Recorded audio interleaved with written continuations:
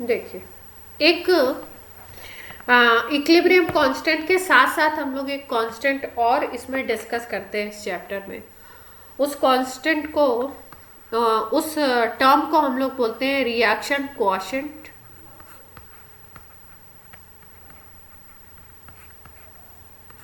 QC से denote करते हैं। होता क्या है, देखो, जैसे हमने केसी कैलकुलेट किया था, तो केसी में प्रोडक्ट की कॉन्सेंट्रेशन का मल्टीप्लिकेशन हम लोग लेते थे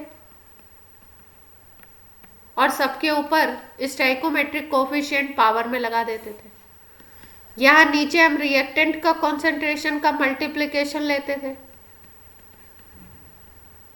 और सबके ऊपर हम लोग स्टोइकोमेट्रिक कोफिशिएंट पावर में लगा देते थे। ऐसे हम केसी निकालते थे। ये होता था एट इक्विलिब्रियम। अगर हम लोग यही काम करते हैं, मतलब प्रोडक्ट की कॉन्सेंट्रेशन और रिएक्टेंट की कॉन्सेंट्रेशन निकालते हैं सेम प्रोसेस से, लेकिन किसी और टाइम पे, मतलब a time another then equilibrium. Equilibrium के अलावा कोई टाइम हो, इक्विलिब्रियम के पहले कोई भी टाइम अगर हम लोग लेते हैं जब इक्विलिब्रियम अचीव नहीं हुआ, बिफोर इक्यू, तो हम लोग क्या कह सकते हैं उस समय। अगर हम लोग ये निकालते हैं, जैसे मान लो ये रिएक्शन है हमारा,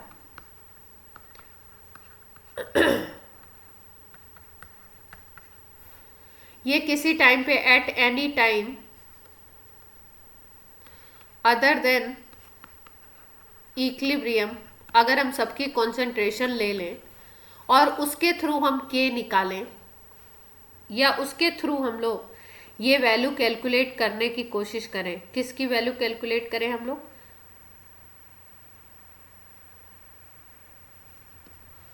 प्रोडक्ट के डिवाइडेड बाय रिएक्टेंट के कॉन्सेंट्रेशन, इस वैल्यू को अगर हम कैलकुलेट करें, इसमें जो कॉन्सेंट्रेशन हम लेंगे वो इक्विलिब्रियम की कॉन्सेंट्रेशन नहीं है। इक्विलिब्रियम के अलावा उसके पहले जो भी रिएक्टेंट है उनकी कॉन्सेंट्रेशन उस टाइम के पहले हमने नोट की हुई है।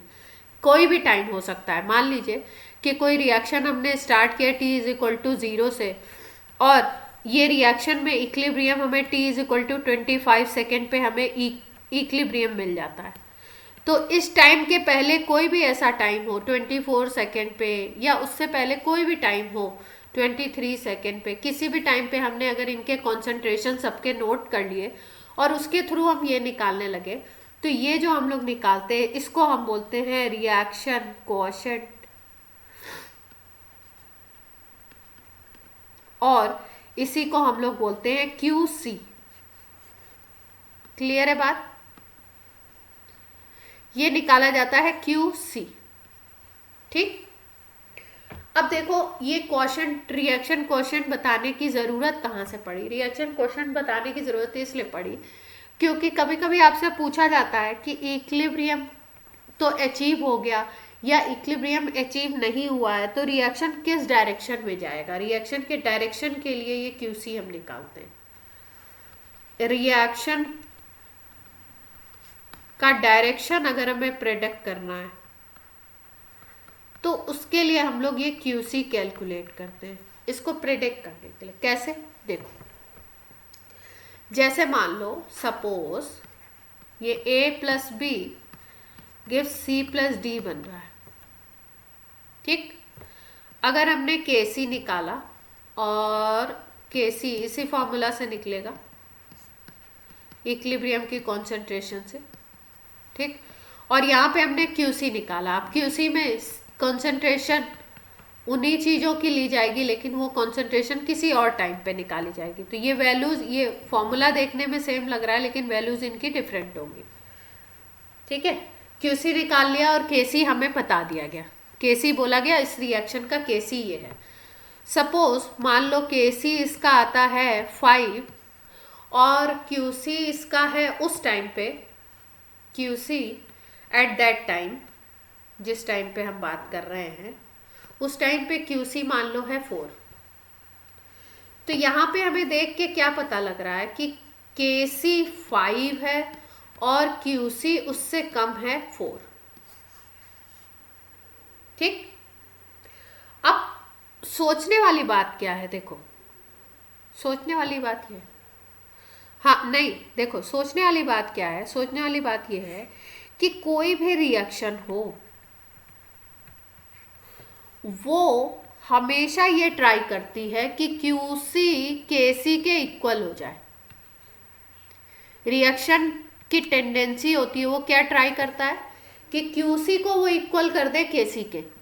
समझ रहे हैं बात? अब मान लीजिए कि यहाँ पे KC है इस रिएक्शन के लिए 5 और QC है 4, तो अगर QC को इक्वल होना है KC के इक्वल पे जाना है, तो इसका मतलब QC को इंक्रीज होना होगा। क्या कहते हैं? QC अगर इंक्रीज होने लगे और 5 तक पहुंच जाए तो KC बन जाएगा। ये बात समझ आती है सबको?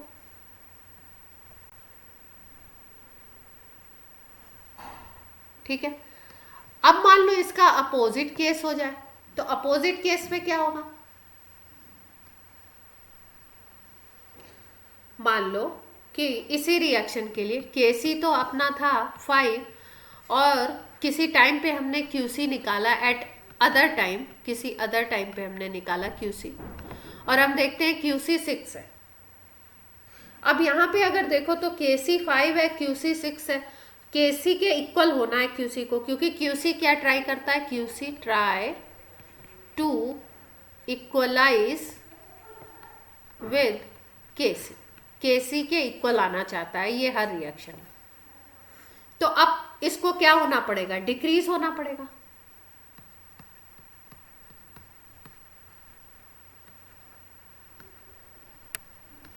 ठीक है, यहां तक बात क्लियर है? अब देखो QC की अगर हम बात करें, QC डिक्रीज होना पड़ेगा, किसी में हम बता रहे हैं अगर KC के इक्वल जाना है, किसी में बोल रहे हैं QC को इंक्रीज होना पड़ेगा। यहाँ पे QC छोटा था तो इसको इंक्रीज होना पड़ेगा 5 तक पहुँचने के लिए। यहाँ पे अपना QC क्या था? बड़ा था, तो उसको छोटा होना पड़ेगा। अब QC कैसे छोटा कैसे होगा? देखो एक कंडीशन है, जैसे हमें करना है इस इक्वेशन में QC को, मान लो इसी सिचुएशन को लेते हैं, QC को हमको डिक्रीज करना है, तो QC हम निकाल कैसे रहे हैं? प्रोडक्ट की कंसंट्रेशन डिवाइडेड बाय रिएक्टेंट की कंसंट्रेशन, इसी से तो निकाल रहे हैं, ऐसे ही निकाल रहे हैं ना। मतलब कहने का मतलब क्या है कि प्रोडक्ट ऊपर है और रिएक्टेंट का कंसंट्रेशन नीचे है। अब ये वैल्यू अगर तुम्हें बढ़ानी, डिक्रीज करनी है, कम करनी है, तो इस वैल्यू को कम करना है, तो या तो इस वैल्यू को कम कर दो, प्रोडक्ट को कम करो, प्रोडक्ट को डिक्रीज करो, तो अपने आप ये QC कम हो जाएगा।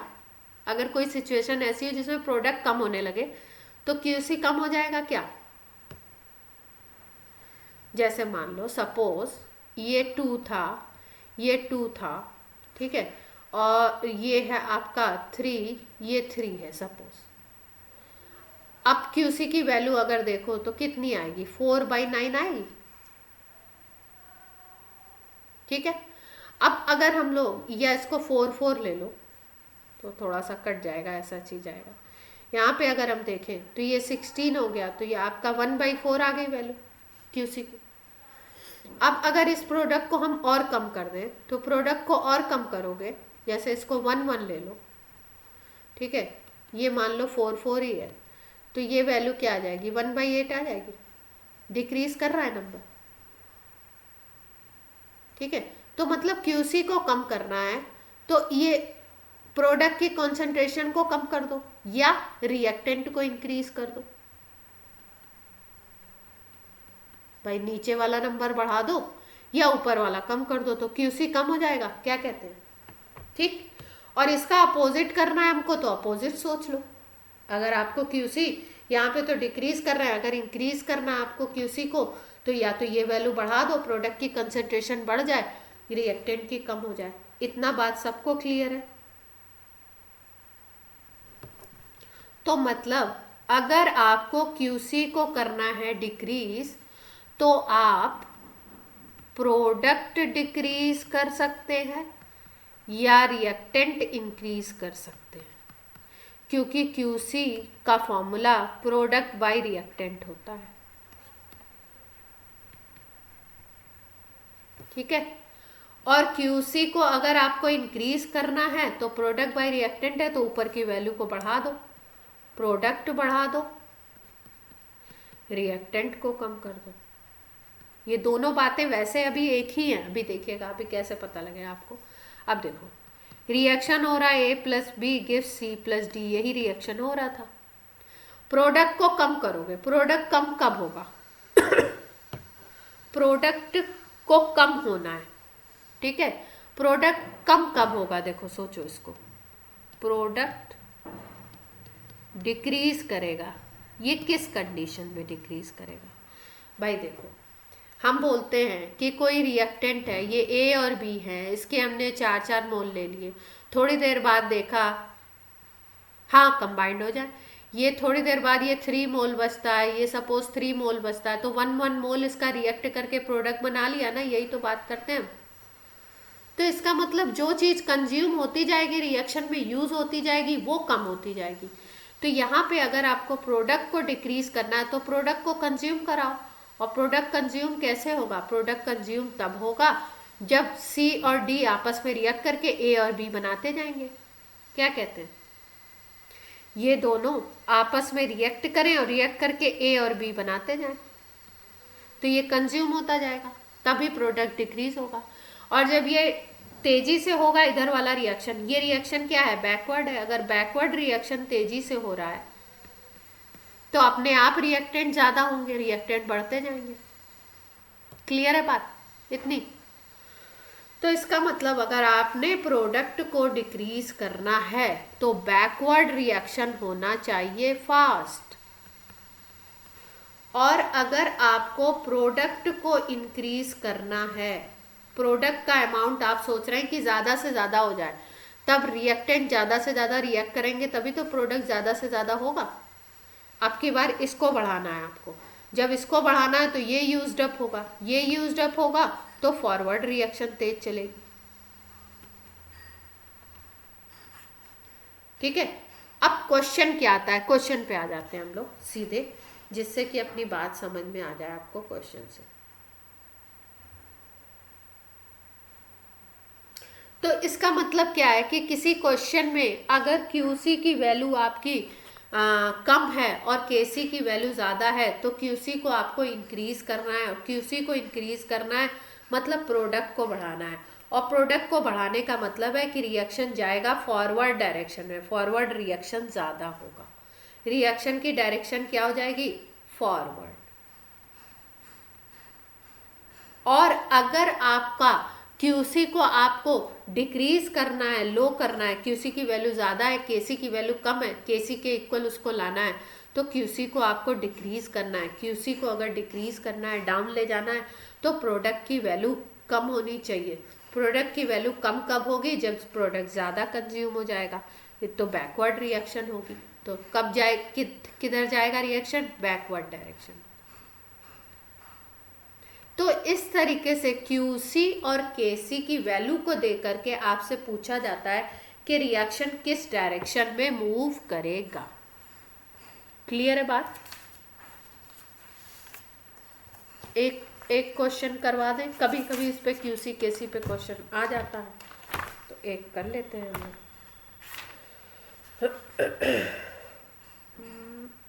पूछते हैं इक्विलिब्रियम किस तरफ शिफ्ट होगा, किस तरफ रिएक्शन का डायरेक्शन किस तरफ मूव होगा। तो जो सिचुएशन होगी इसके अकॉर्डिंग हम देख लेंगे कि किधर की तरफ मूव होना चाहिए इसको। क्यूसी केसी, क्यूसी केसी।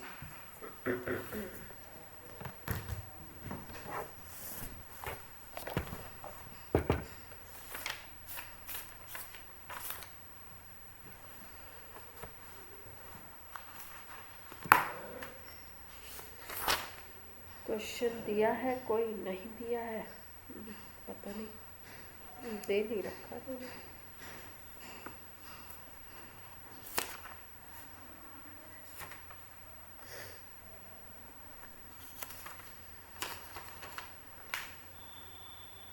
अच्छा भाई, क्यूसी केसी पे कोई सवाल नहीं है हमारे पास अभी के लिए। बात आपको समझ आ गई है ना कि अगर कोई क्वेश्चन आता है तो आप कर लेंगे। ठीक है, अब देखो इसी क्यूसी केसी के कॉन्सेप्ट से को रिलेट करते हुए, इसी कॉन्सेप्ट को रिलेट करते हुए एक इसमें प्रिंसिपल है, उस पर भी क्वेश्चंस पूछे जाते हैं 11th में भी और वैसे भी, उसकी हम लोग बात कर लेते हैं।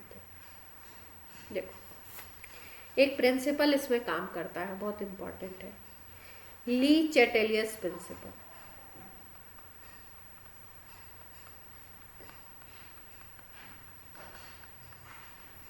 क्या है ली चैटेलियस प्रिंसिपल? देखिए ली चैटेलियस प्रिंसिपल कहता है कि अगर इक्विलिब्रियम है, ठीक है, एट इक्विलिब्रियम अगर आप किसी रिएक्शन में कोई चेंज लाते हो तो इक्विलिब्रियम चाहता है कि वो चेंज ना हो, मतलब वो जो चेंज होता है उसका अपोज करता है। इसी को हम बोलते हैं ली चैटेलियस प्रिंसिपल। कैसे अपोज करता है उसकी बात कर लेंगे। तो पहले प्रिंसिपल समझ लेते हैं। If a system in equilibrium is subjected, equilibrium को मैं EQ लिख रही हूँ शॉर्ट में, is subjected to a change,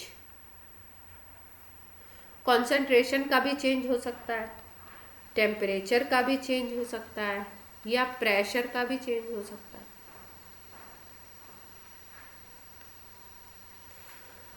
the equilibrium shift in direction that tends to undo effect of change imposed। जो भी चेंज किया गया है उसको खत्म करने का ट्राई करता है ये इक्विलिब्रियम। ठीक है, जैसे मान लो कि कोई रिएक्शन है,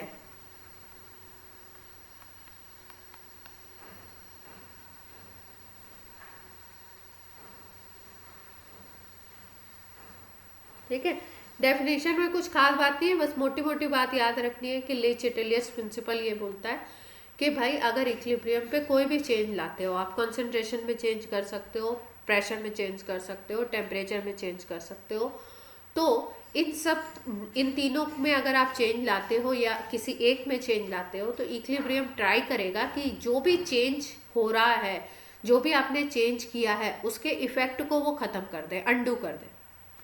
ठीक है, तो आप समझते हैं। देखो 3 पार्ट्स में इसको हम लोग समझेंगे। एक बार हम लोग समझेंगे कि किसी रिएक्शन में टेम्परेचर बढ़ा दो, किसी रिएक्शन में प्रेशर बढ़ा दो, किसी रिएक्शन में कॉन्सेंट्रेशन बढ़ा दो। तो सबसे पहले हम लोग समझते हैं कि कॉन्सेंट्रेशन का क्या इफेक्ट होगा, effect of concentration change.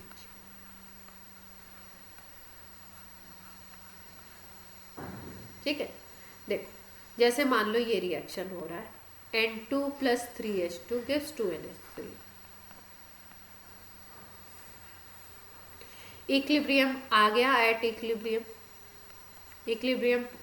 Achieve हो गया, रिएक्शन इक्विलिब्रियम में। अब हमने क्या किया, कॉन्सेंट्रेशन ऑफ N2 इंक्रीज कर दी या कॉन्सेंट्रेशन ऑफ H2 भी इंक्रीज कर दिया, मतलब रिएक्टेंट का कॉन्सेंट्रेशन इंक्रीज कर दिया। रिएक्टेंट का कॉन्सेंट्रेशन हमने क्या किया, इंक्रीज कर दिया। देखो जब रिएक्टेंट के कॉन्सेंट्रेशन को आप इंक्रीज करोगे ना, तो रिएक्टेंट का कॉन्सेंट्रेशन इंक्रीज हो गया। अब इसको इक्विलिब्रियम क्या चाहेगा कि कॉन्सेंट्रेशन इंक्रीज ना हो, क्यों? क्योंकि एक वैल्यू सेट हो गई है, उस पर इक्विलिब्रियम उसको मिल गया। अगर वही कॉन्सेंट्रेशन बनी रहती है तो इक्विलिब्रियम अचीव रहेगा। अब वो इक्विलिब्रियम डिस्टर्ब हो गया, आपने कॉन्सेंट्रेशन बढ़ा दी रिएक्टेंट की, तो अब क्या करेगा, ये बोलेगा इसके इफेक्ट को ख़त्म करते हैं। तो ये इंक्रीज हो गया तो अब इसको ये डाउन करने की कोशिश करेगा।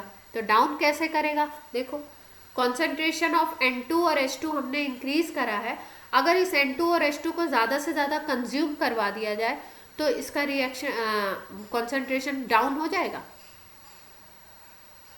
भाई हमने इंक्रीज किया है, और इक्विलिब्रियम क्या चाहेगा? Equilibrium try to oppose this. Oppose कैसे करेगा भाई? तो बता रही हूँ। रिएक्शन क्या चाहेगी? रिएक्शन ये चाहेगी कि भाई ये जो फैक्टर, जो कॉन्सेंट्रेशन इंक्रीज हो गई है, ये कॉन्सेंट्रेशन कम हो जाए। अब कॉन्सेंट्रेशन अगर आपको कम करनी है तो क्या कर सकते हैं हम लोग? इसमें मेन जो बात है वो ये है कि आपको दो तरीके से सोचना है कि रिएक्शन फॉरवर्ड ज़्यादा होगा या रिएक्शन बैकवर्ड ज़्यादा होगा। ठीक, अब कॉन्सेंट्रेशन आपने इसकी इंक्रीज कर दी है तो और इसको आप डाउन करना चाहते हो, इक्विलिब्रियम चाहता है कि भाई अब ये जो कॉन्सेंट्रेशन बढ़ गई है ये कम हो जाए, तो इसको यूज़ कर दो। अब इसको यूज़ करना है ज़्यादा से ज़्यादा, तो फॉरवर्ड रिएक्शन ज़्यादा होने लगेगा।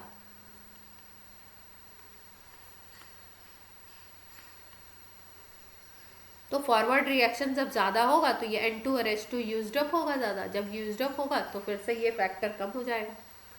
जो फैक्टर आपका चेंज आया था वो फैक्टर क्या होने लगेगा? कम होने लगेगा। तो मतलब अगर आप रिएक्टेंट की कॉन्सेंट्रेशन इंक्रीज करते हो तो फॉरवर्ड रिएक्शन बढ़ता है। इफ वी इंक्रीज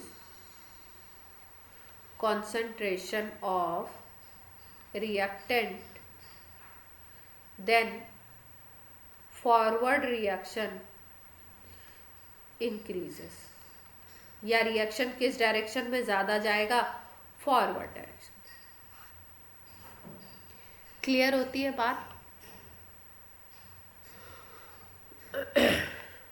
ठीक है, अगर नहीं होती है तो ऐसे मतलब थोड़ा इस तरीके से सोचो कि जो चीज़ हमने चेंज की है उसका जो भी इफेक्ट हो रहा है उसको ये ख़त्म करना चाहता है। कॉन्सेंट्रेशन किसी एक तरफ की हमने बढ़ा दी, रिएक्टेंट साइड की कॉन्सेंट्रेशन बढ़ा दी। अब पहले वो रिएक्टेंट की कंसंट्रेशन मान लो 4 थी, अब हमने उसको 8 कर दिया, तो अब ये 8 से फिर से इसको 4 पे लाना है। अगर फिर से Kc के इक्वल इसको लाना है तो इसकी कंसंट्रेशन को 8 से 4 होने के लिए इसको थोड़ा कंज्यूम करा दो। और रिएक्टेंट कंज्यूम कब होगा? जब फॉरवर्ड डायरेक्शन में रिएक्शन होगा भाई। N2 + 3H2 अगर मिलकर के NH3 ज़्यादा से ज़्यादा बनाएंगे, ये फॉरवर्ड रिएक्शन है। और ये बैकवर्ड रिएक्शन है। अमोनिया टूट करके बनाता है N2 और H2, यही तो है बैकवर्ड। ये वाली, ये फॉरवर्ड है। ठीक है, मतलब अगर आप रिएक्टेंट का कंसंट्रेशन बढ़ा दो तो फॉरवर्ड रिएक्शन बढ़ने लगेगा। ठीक, अब इसका अपोजिट सोचते हैं। अपोजिट क्या सोचें कि रिएक्टेंट का कंसंट्रेशन डिक्रीज कर दो। अब रिएक्टेंट का कंसंट्रेशन तुमने डिक्रीज कर दिया, पहले था ज़्यादा अब कर दिया कम, तो फिर से वो ज़्यादा होना चाहेगा। इक्विलिब्रियम तो यही चाहेगा, फिर से उसको ज़्यादा करना है। तो अब रिएक्टेंट आपको ज़्यादा करना है, तो रिएक्टेंट का अमाउंट आपको ज़्यादा करना है। तो अगर बैकवर्ड रिएक्शन होने लगे, मतलब अमोनिया ज़्यादा से ज़्यादा ब्रेक होके N2 और H2 बनाने लगे, तो ये बात अपनी सेट हो जाएगी। क्या कहते हैं?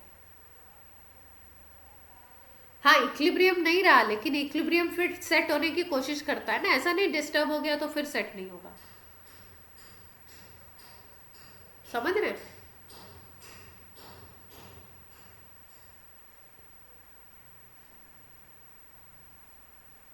हाँ,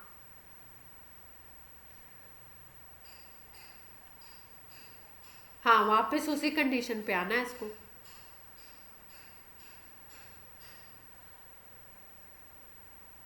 कंफ्यूजिंग है? अच्छा, चलो इसको देखो, इसको एक छोटी सी बात से समझो। कंसंट्रेशन रिएक्टेंट का बढ़ाओगे, ठीक है, तो फॉरवर्ड बढ़ेगी। ये एक लाइन याद कर रख सकते हो। कंसंट्रेशन रिएक्टेंट का इंक्रीज कर रहे हैं तो फॉरवर्ड इंक्रीज करेगा, फॉरवर्ड रिएक्शन। ठीक, अब अगर इसका नहीं, रिएक्टेंट बढ़ा रहे हो ना तुम, रिएक्टेंट को बढ़ा रहे हो तो रिएक्शन किस डायरेक्शन में जाएगा? देखो,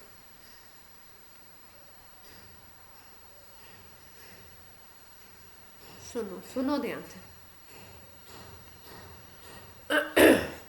आपको क्या करना है, जो इफेक्ट हो रहा है उसको अंडू करना है। ठीक है, पहले रिएक्टेंट की कॉन्सेंट्रेशन मान लो x थी कुछ, और किसी प्रोडक्ट की कॉन्सेंट्रेशन मान लो y थी, इस पे इक्विलिब्रियम आ गया। ठीक है, अब ये इक्विलिब्रियम इस्टेब्लिश हो गया। अब हमने क्या किया, ये कोई A था, इसकी x कॉन्सेंट्रेशन थी, ये प्रोडक्ट बन रहा है B, इसकी y कॉन्सेंट्रेशन है, इस पे इक्विलिब्रियम। ठीक है, अब हमने क्या किया, अब हमने उठा करके इसको डबल कर दिया, सपोज 2x कर दिया। अब रिएक्टेंट की कॉन्सेंट्रेशन हमने 2x कर दी। रिएक्टेंट की कॉन्सेंट्रेशन अगर आपने 2x कर दी तो क्या होगा, अब इक्विलिब्रियम कांस्टेंट डिस्टर्ब हो जाएगा, इक्विलिब्रियम डिस्टर्ब हो जाएगा। तो अब ये फिर से x होने की कोशिश करेगा, और जब ये x होने की कोशिश कर रहा है, इसका मतलब ये जो 2x हो गया, इससे आपको ख़त्म करना है x, और x ख़त्म करना है मतलब इसको आपको कंज्यूम कराना है। और अगर इसको आपको कंज्यूम कराना है तो ये तो फॉरवर्ड में ही कंज्यूम होगा ना। ठीक है, इसका मतलब अगर आप रिएक्टेंट का कॉन्सेंट्रेशन इंक्रीज करते हो तो रिएक्शन फॉरवर्ड की तरफ जाती है। इसका अपोजिट याद रखो, अपोजिट में क्या होगा, अगर आप रिएक्टेंट की कॉन्सेंट्रेशन को डाउन करोगे तो रिएक्शन किधर जाएगा,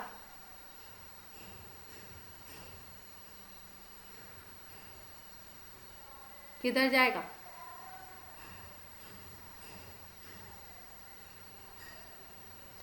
रिएक्टेंट कम हो रहा है। ठीक है, रिएक्टेंट कम हो रहा है तो वो क्या करना चाहेगा, अब अगर मेंटेन रखना है तो क्या करना है, इंक्रीज करना पड़ेगा, उसको इंक्रीज करना है रिएक्टेंट को, तो बैकवर्ड जाने लगेगा। क्लियर, मतलब एक फैक्टर, एक लाइन याद रखो, उसका अपोजिट करो, इसको रिएक्टेंट को डाउन करो तो रिएक्शन हो गई बैकवर्ड। ठीक है, बैकवर्ड डायरेक्शन में रिएक्शन जाएगा। अब ऐसे ही अगर प्रोडक्ट की बात करो तो प्रोडक्ट अपोजिट चलेगा, प्रोडक्ट को अगर इंक्रीज करो, प्रोडक्ट बढ़ा दो तो फॉरवर्ड जाएगा, बैकवर्ड जाएगा, नॉट फॉरवर्ड। प्रोडक्ट बढ़ा दो तो प्रोडक्ट बढ़ा दो तो बैकवर्ड जाएगा, इसका जस्ट अपोजिट होगा। और प्रोडक्ट कम कर दो तो कहाँ जाएगा, फॉरवर्ड। अपोजिट चलेंगे ये दोनों फैक्टर। क्लियर है? ठीक है, कुल मिला के बात ये है कि जो आप इफेक्ट कर रहे हो उस इफेक्ट को आपको चेंज करना है। कैसे? जस्ट अपोजिट करके, मतलब अगर कोई चीज़ इंक्रीज हो रही है उसको कॉन्सेंट्रेशन में ये टर्म चलेगा। ठीक, अब देखो, अब हम लोग बात करते हैं प्रेशर की।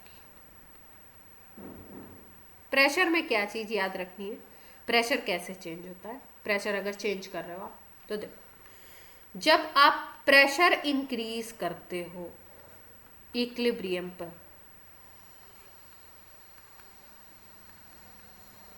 तो रिएक्शन उस तरफ मूव करेगा, reaction moves the direction in which reaction moves in the direction in which volume is less, or you can say number of moles are less, या अगर ऐसे देखना है तो स्टाइकोमेट्रिक कोफिशिएंट, या आप ऐसे कह सकते हो। मोल्स आर लेस, बस इतना ही समझ लेते हैं। ठीक है, देखो क्या है, ये रिएक्शन है N2 plus 3H2 gives 2NH3। देख पा रहे हो, यहाँ पे देखो 1 मोल है, स्टोइकोमेट्रिक कोफिशिएंट देखने 3 मोल है, प्रेशर में ये कोफिशिएंट देखने, रिएक्टेंट साइड में कितने दिखाई दे रहे हैं, 4 दिख रहे हैं टोटल, और प्रोडक्ट में 2 दिखाई दे रहे हैं।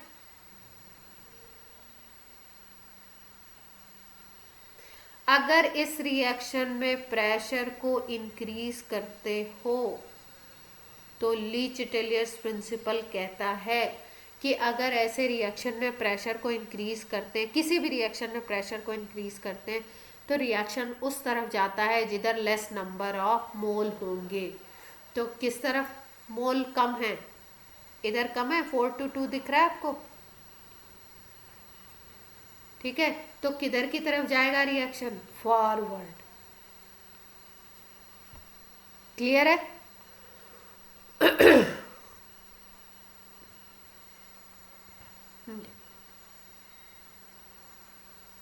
रूल क्या याद रखना है, रिएक्शन किस तरफ जाने वाला है, जिस तरफ आपके मोल्स कम होंगे। जब प्रेशर को इंक्रीज करोगे तो प्रेशर अगर आपने बढ़ाया इस रिएक्शन में तो देख लेते हैं मोल्स किस तरफ कम है। यहाँ पे रिएक्टेंट में 1 + 3 4 हो गए हैं गैसियस मोल्स, और यहाँ पे अगर देखो तो 2 है। तो इस साइड पे आपके ज़्यादा हैं और इस साइड पे अगर देखें तो लेस है। तो रिएक्शन किस तरफ जाएगा, जिस तरफ आपके मोल्स कम होंगे। तो यानी कि डायरेक्शन इसका क्या होगा, ऐसा डायरेक्शन होगा, इधर की तरफ कम है तो इधर जाएगा। तो अब इधर वाला डायरेक्शन किस को मिलता है, फॉरवर्ड रिएक्शन को मिलता है। तो इसका मतलब इस रिएक्शन में अगर प्रेशर इंक्रीज करते हो तो फॉरवर्ड डायरेक्शन में रिएक्शन जाएगा। किस तरफ प्रोसीड करेगी रिएक्शन, फॉरवर्ड। ठीक, अब मान लो इसका अपोजिट हो, हमें कोई रिएक्शन इस तरीके से दे दिया, ये दे दिया H2 + I2 गिव्स 2HI, जहाँ पे दोनों तरफ इक्वल हो। यहाँ पे 2 है और यहाँ पे 1 + 1 2 है। ठीक है, जहाँ पे ये इक्वल होते हैं वहाँ पे प्रेशर का कोई इफेक्ट नहीं आएगा, no effect of pressure. Pressure बढ़ाओगे घटाओगे कोई भी इफेक्ट नहीं आएगा, जैसा इक्विलिब्रियम है वैसा ही रहेगा, कोई डिस्टर्बेंस क्रिएट नहीं। ठीक है, no effect of pressure change, pressure change का कोई इफेक्ट नहीं आएगा। कोई ऐसी रिएक्शन मिलती है, मान लो हमको मिल जाती है ये, या ये मिल जाती है N2O4 गैसियस, ये ब्रेक होके बनाता है 2NO2 गैसियस। यहाँ पे देखो मोल्स हैं 1, यहाँ पे मोल्स हो गए 2। तो इधर अगर देखो तो इधर लेस नंबर है ना, और इधर क्या है, ज़्यादा है नंबर। ठीक है, तो अगर आप प्रेशर बढ़ाओगे, प्रेशर इंक्रीज करोगे तो किधर की तरफ जाएगा रिएक्शन, जिधर की तरफ लेस नंबर है, मतलब इस तरफ जाना है, मोर टू लेस जाना है इसने। तो मोर टू लेस में कौन सा रिएक्शन होगा ज़्यादा, फिर बैकवर्ड। मतलब प्रेशर बढ़ाओगे तो बैकवर्ड होगा। अब इसी इक्वेशन में अगर आपसे पूछ ले कि प्रेशर डिक्रीज कर रहे हैं तो क्या होगा, तो जस्ट उल्टा सोच लो, उल्टा कर दो उसका। भाई अगर हम प्रेशर बढ़ाते तो लेस की तरफ जाता, तो प्रेशर डिक्रीज करोगे तो क्या होगा, मोर की तरफ जाएगा। एक सिचुएशन याद रखो, अगर उससे अपोजिट किया जा रहा है तो आंसर आपका क्या हो जाएगा, प्रेशर डिक्रीज करोगे तो आपका क्या हो जाएगा, जिस फॉरवर्ड जाएगी। ये रिएक्शन, इस रिएक्शन की बात हो रही। ठीक है, तो प्रेशर में हम लोगों ने तीनों टाइप कर लिए। इसमें हमें याद क्या रखना है, बस ये याद रखना है कि जिस तरफ लेस नंबर ऑफ मोल्स होंगे उस तरफ डायरेक्शन जाएगा रिएक्शन का, प्रेशर को इंक्रीज करने पे ली चिटेलियस प्रिंसिपल के अकॉर्डिंग। जहाँ पे दोनों तरफ नंबर ऑफ मोल्स इक्वल हो जाते हैं वहाँ पे प्रेशर आप इंक्रीज करो डिक्रीज करो कोई इफेक्ट नहीं आता। ठीक,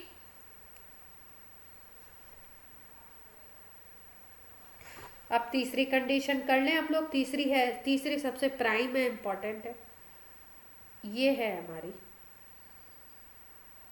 टेम्परेचर।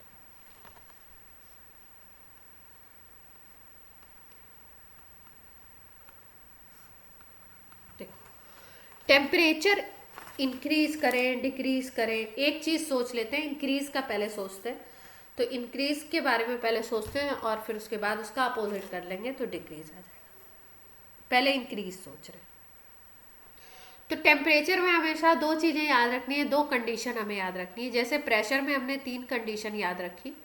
एक ऐसा था जिसमें, इस वाले में अगर देखो तो रिएक्टेंट कम थे, प्रोडक्ट ज़्यादा थे, नंबर ऑफ मोल्स। एक ऐसा था जिसमें दोनों तरफ इक्वल था, और एक ऐसा था जिसमें रिएक्टेंट ज़्यादा थे, प्रोडक्ट कम थे, है ना। तो ये तीनों सिचुएशन हमने देख ली प्रेशर को इंक्रीज और डिक्रीज करके। अब टेम्परेचर में दो तरीके से रिएक्शन को सोचना है। एक को सोचना है एक्सोथर्मिक रिएक्शन में क्या होगा, और दूसरा होता है एंडोथर्मिक रिएक्शन में क्या होगा।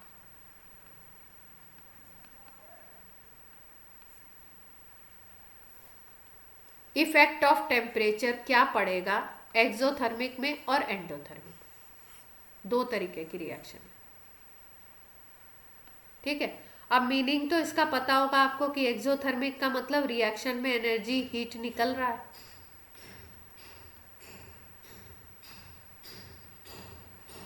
और एंडोथर्मिक में आप रिएक्शन में हीट दे रहे हो ना।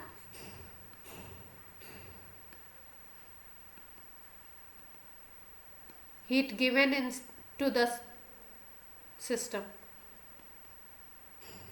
एंडोथर्मिक का मतलब यही होता है ना कि रिएक्शन में हीट एब्जॉर्ब हो रही है, ऐसे भी कह सकते हैं, एब्जॉर्प्शन हो रहा है।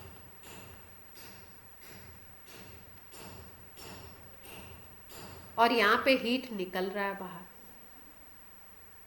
ठीक है, अब करें। देखो ली चिटिलियस प्रिंसिपल क्या बोलेगा कि जो आप कर रहे हो उसका जो भी इफेक्ट हो रहा है उसको अपोजिट करना है हमने। तो देखो एक रिएक्शन लेते हैं, N2 + 3H2 गिव्स 2NH3। ये जो रिएक्शन है इसमें हीट निकलती है, ये एक्सोथर्मिक है।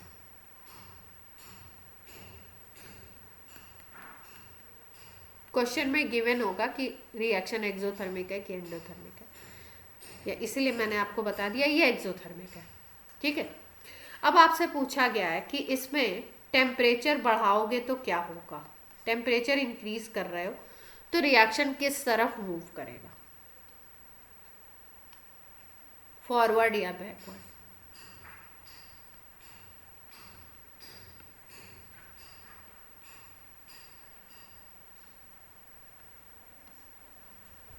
ठीक है, अब देखो इस रिएक्शन में जब रिएक्टेंट आपस में रिएक्ट करते हैं तो हीट निकलती है। ठीक है, हाँ बैकवर्ड जाएगा, कैसे सोचा आपने।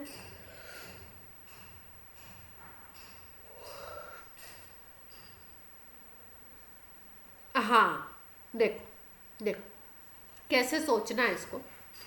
टेम्परेचर हम बढ़ा रहे हैं, ठीक है, और रिएक्शन का नेचर क्या है,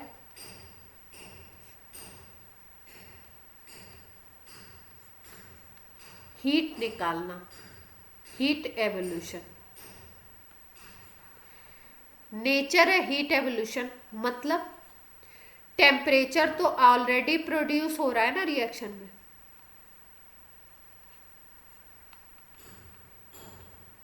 जब रिएक्शन हो रही है तो टेम्परेचर प्रोड्यूस हो रहा है। जब ये दोनों रिएक्ट कर रहे हैं तो ये यहाँ हीट निकल रही है, तो टेम्परेचर तो खुद ही प्रोड्यूस हो रहा है। ठीक है, अब आप क्या कर रहे हो, अब आप उसमें और टेम्परेचर बढ़ा रहे हो, तो टेम्परेचर खुद प्रोड्यूस हो रहा है और आप क्या कर रहे हो, टेम्परेचर और इंक्रीज कर रहे हो। तो ये उसके नेचर के जस्ट अपोजिट बात हो गई। टेम्परेचर ऑलरेडी है, आपने और टेम्परेचर बढ़ा दिया। ठीक है, तो जब भी उसके रिएक्शन के नेचर के अपोजिट बात होगी तो रिएक्शन बैकवर्ड जाएगा।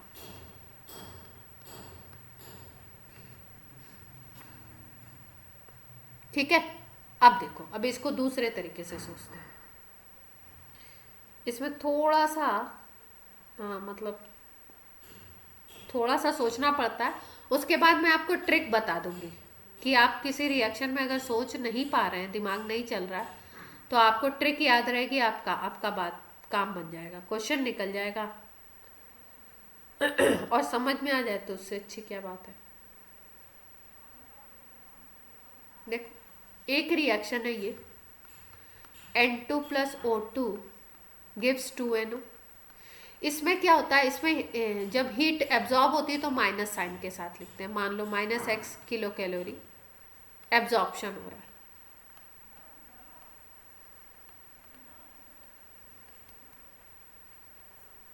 ये कैसी रिएक्शन है? एंडोथर्मिक।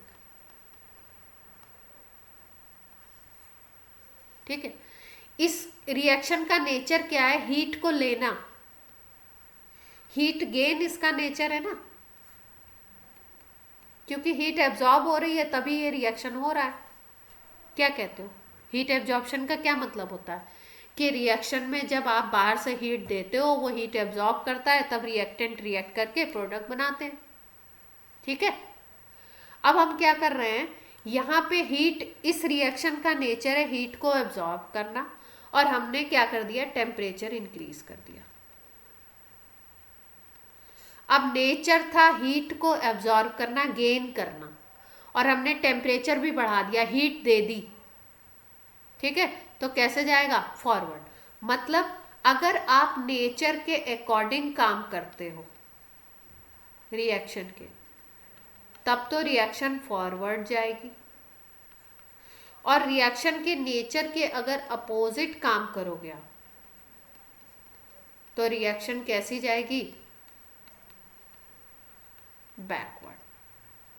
यहाँ पे रिएक्शन का नेचर था हीट को एब्जॉर्ब करना, क्योंकि हमने बताया एंडोथर्मिक रिएक्शन है। अब हीट तो उसको चाहिए, अब टेम्परेचर तुमने बढ़ा दिया, टेम्परेचर हीट से भी दे सकते हो, टेम्परेचर बढ़ा दिया तो उसके लिए तो ये अच्छी बात है। तो जितना आपने उसको हीट दे दी, उतना वो रिएक्टेंट आपस में रिएक्ट करेंगे और क्या करेंगे?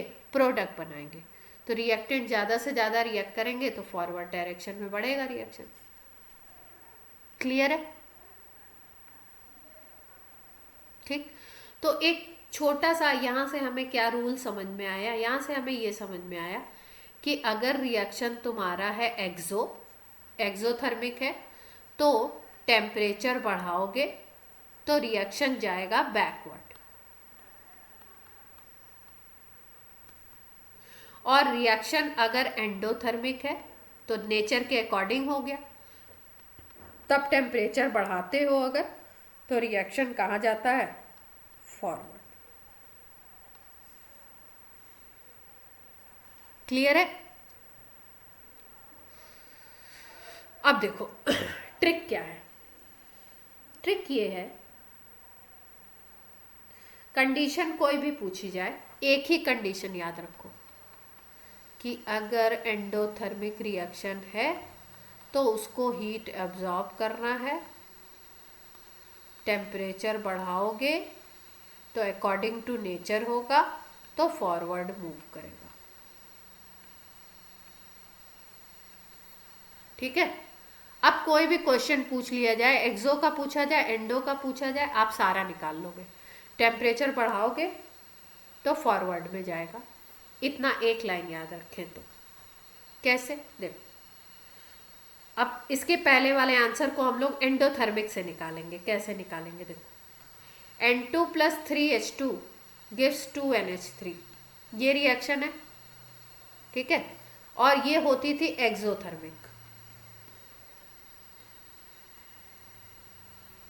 ठीक है, किसी भी रिएक्शन को अगर अपोजिट कर दो, अपोजिट करने का मतलब समझ रहे हो? अगर उसको अपोजिट डायरेक्शन में देखो तो वो उसका नेचर भी चेंज हो जाता है। मतलब अगर हम ये देख रहे थे N2 और H2 मिलकर के अमोनिया बना रहे हैं तो हीट निकाल रहे हैं, तो अगर अमोनिया को ब्रेक कर दो, इसको अपोजिट कर दो, तो ये, हाँ, ये रिएक्शन एंडोथर्मिक बन जाएगा। ठीक है, हमको एक्सोथर्मिक के लिए निकालना था, हमको क्वेश्चन ये पूछा गया था, हमको एंडोथर्मिक की कंडीशन याद है, तो हम क्या करें, इसका अपोजिट कर दें, इसको एक्सोथर्मिक को एंडोथर्मिक बना लें। एंडोथर्मिक बनाएंगे तो क्या होगा, जस्ट अपोजिट हो जाएगा रिएक्शन।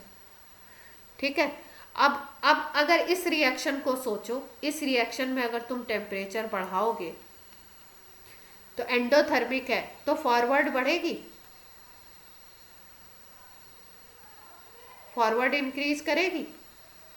ठीक है, लेकिन जो क्वेश्चन पूछा है वो जस्ट अपोजिट का पूछा है, तो जस्ट अपोजिट का पूछा है, उसमें टेम्परेचर इंक्रीज कर रहा हो तो बैकवर्ड। अपोजिट सोच लो, अपोजिट रिएक्शन में क्या हो जाएगा, बैकवर्ड। क्लियर है बात? ठीक है, और दोनों का अगर नेचर समझ में आता है, नेचर से समझ आता है, तो उससे भी आप आंसर निकाल सकते हो। एंडोथर्मिक का नेचर तो आपको अच्छे तरीके से क्लियर हो रहा होगा कि रिएक्शन क्या चाहता है। एंडोथर्मिक का मतलब उसको हीट एब्जॉर्ब करना है, मतलब टेम्परेचर चाहिए। अब तुमने टेम्परेचर बढ़ा दिया तो उसके अकॉर्डिंग काम कर दिया, जब उसके अकॉर्डिंग काम होगा तो फॉरवर्ड जाएगा।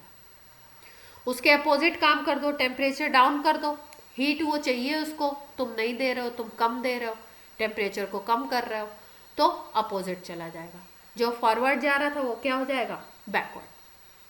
क्लियर है?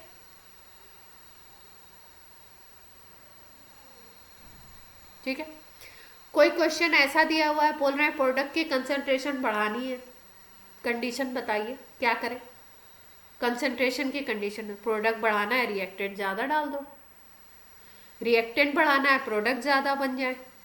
ठीक है, तो कंसंट्रेशन में एकदम सीधा है, जिसको बढ़ाना है। क्वेश्चन में पूछते हैं कभी कभी कि इसमें हमको ये रिएक्शन है, इसमें अमोनिया का कंसंट्रेशन बढ़ाना चाहते हैं हम, तो कंसंट्रेशन में क्या चेंज लाएं, तो नाइट्रोजन और हाइड्रोजन ज़्यादा मिक्स करो, अमोनिया ज़्यादा बनेगी।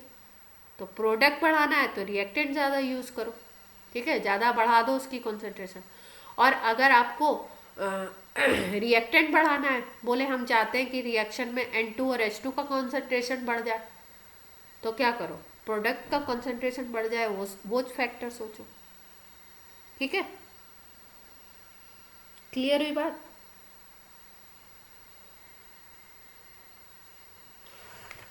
कई बार इस पे क्वेश्चन दे देते हैं। अब एक और फैक्टर है कैटलिस्ट, तो कैटलिस्ट में याद रखेंगे कि ये इक्विलिब्रियम को इफेक्ट नहीं करता है, नो इफेक्ट ऑन इक्विलिब्रियम। एक और फैक्टर है inert gas introduction. Inert gas को अगर आप इंट्रोड्यूस करते हो तो क्या होता है, इसमें दो केसेस हैं जिसको हम लोग नेक्स्ट क्लास में ही डिस्कस करेंगे। इनर्ट गैस का इंट्रोडक्शन, एक होता है कांस्टेंट वॉल्यूम पे और दूसरा होता है कांस्टेंट प्रेशर पे। जब कांस्टेंट वॉल्यूम पे इनर्ट गैस किसी रिएक्शन मिक्सचर में, मान लो हीलियम डाल दिया, नियॉन डाल दिया, तो कांस्टेंट वॉल्यूम पे अगर हम लोग डालते हैं तो याद रखेंगे नो इफेक्ट, और कांस्टेंट प्रेशर पे डालते हैं तो इफेक्ट आता है। इसमें अलग अलग इफेक्ट दिखेगा, उसकी बात करेंगे। क्लियर है?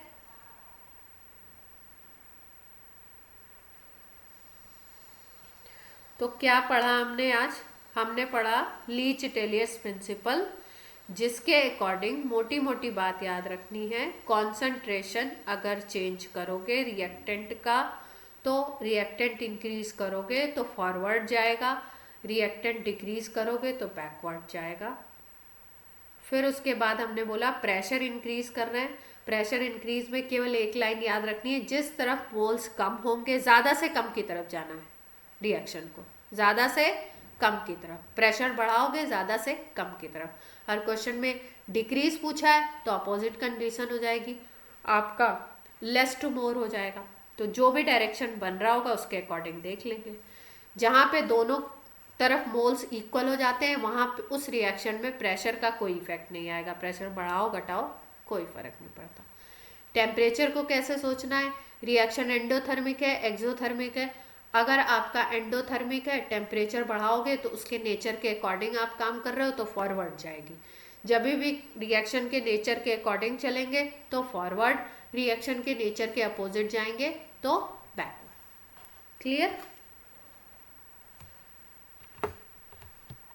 हम नेक्स्ट टर्न पे इसके 2-4 क्वेश्चन करा देंगे तो आपको समझ आ जाएगा कैसे इससे क्वेश्चन इस टॉपिक से बन सकते हैं।